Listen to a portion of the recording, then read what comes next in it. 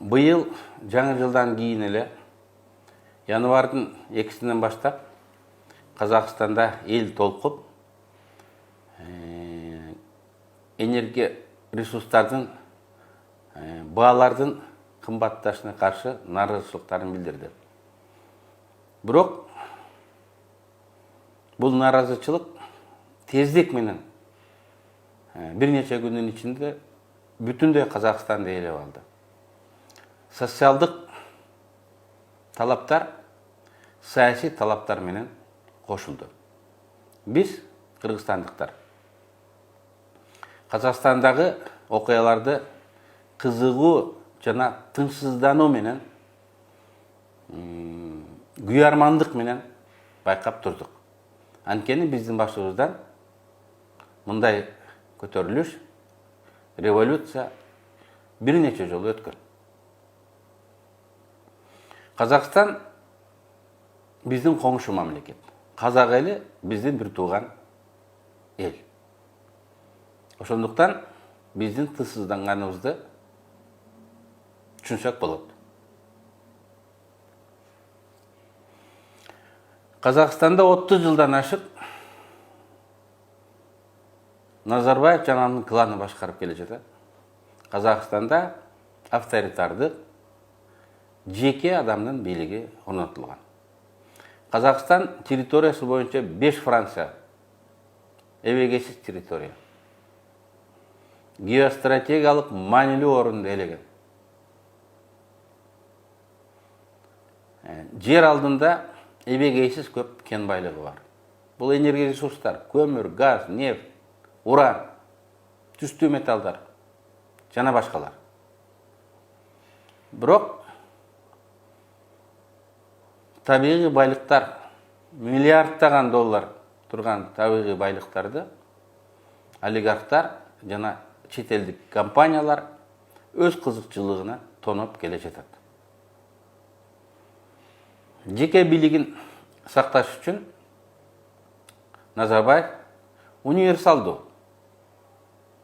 аракеттерди жасады. Универсалдуу дегеним бардык диктаторлор өз жеке бийлигин сактап калыш үчүн бирдей чараларды көрүшөт.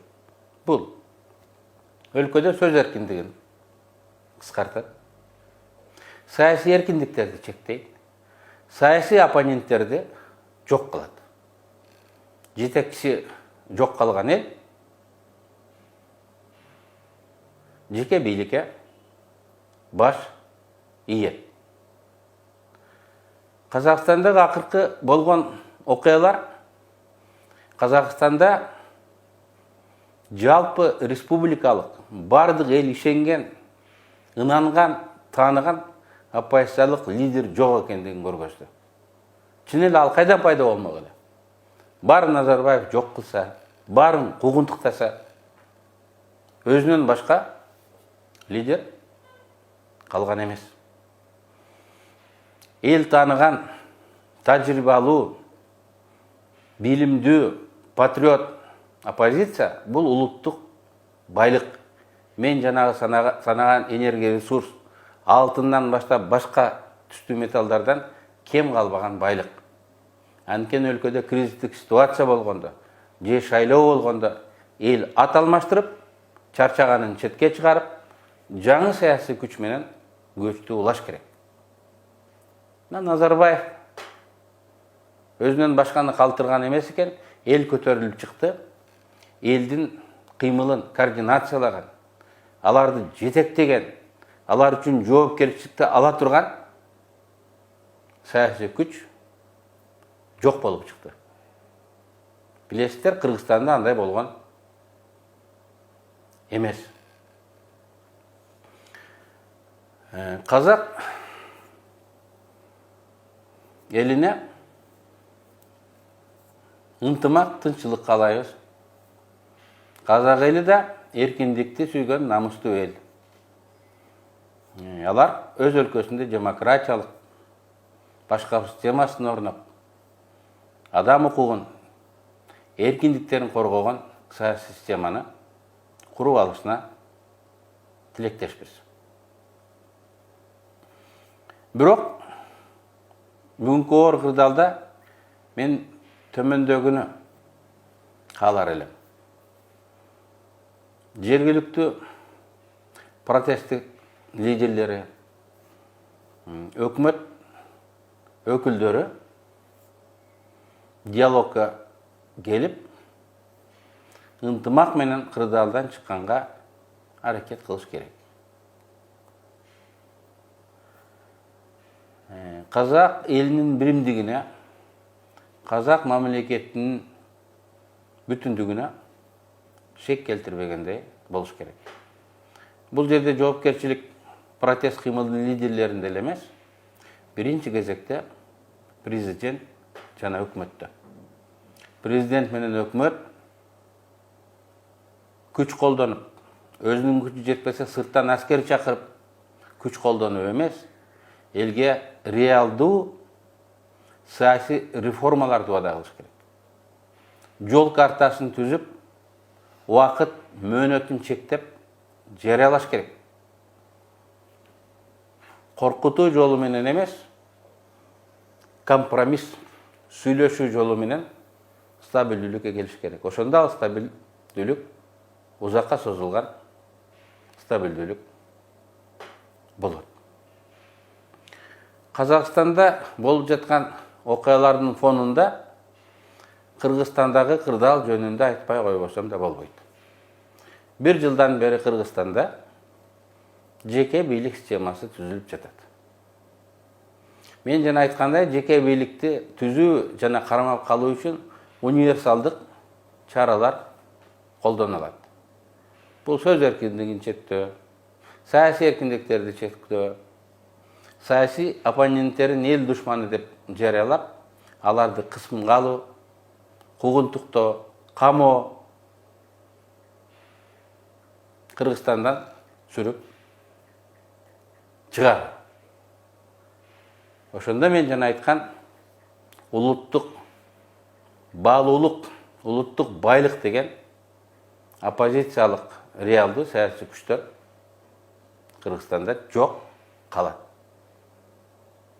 Ат алмаштырганга мүмкүнчүлүк жок болот. Бүгүнкү Казакстандын кырдаалы башыбызга келип, чет элден аскердик жардам сурап, биздин үйүбүздө тынчтык орнотуп бергиле, бизди жараштырып бергиле деп жалдырап калабыз. Мен айткандай, бир жылдан бери үй бүлөлүк авторитардык жеке бийликти түптөө аракети болуп жатат. Президенттик шайлоонун, кийин парламенттик шайлоонун катышуучусу, бүгүнкү бийликтин келишкис сынчысы Бакыт Калмаматовду негизсиз, орунсуз айыптоолор менен камакка алышты. Мен муну туура эмес деп баалоо менен оппозициялык күчтөрдү коркутуу амалы. Эгер ушул ыкма өтүп кетсе, башка оппозициялык күчтөрдү дагы укурук салып, чектөө аракети катары баалайм. Бир жылдын ичинде Кыргызстанда бир топ адамдар саясий өңүт менен айыпталып, саясий негизде камалып отурушат. Кыргызстанда саясий туткундар пайда болду. Алардын бир тобу баарыбызга белгилүү. Бул Жеңиш Молдокматов, Тилакмат Күрөнов, Курстан Асанов, Кутумидин Базаркулов жана башкалар. Бийлик аларга коюп жаткан айыптарын элге ачык айтып, ачык сот процессинде эгер алардын күнөөсү болсо мойнуна коюш керек. Ага чейин алардын эркиндигин чектеп, камакка алуусу бул оппозициялык күчтөрдү коркутуу, үркүтүү методу экенин деп эсептейбиз. Биз кыргызстандыктар, казак туугандарыбызга тынччылык, биримдик, ынтымак каалап, бирок алардын окуясынан өзүбүз сабак алышыбыз керек.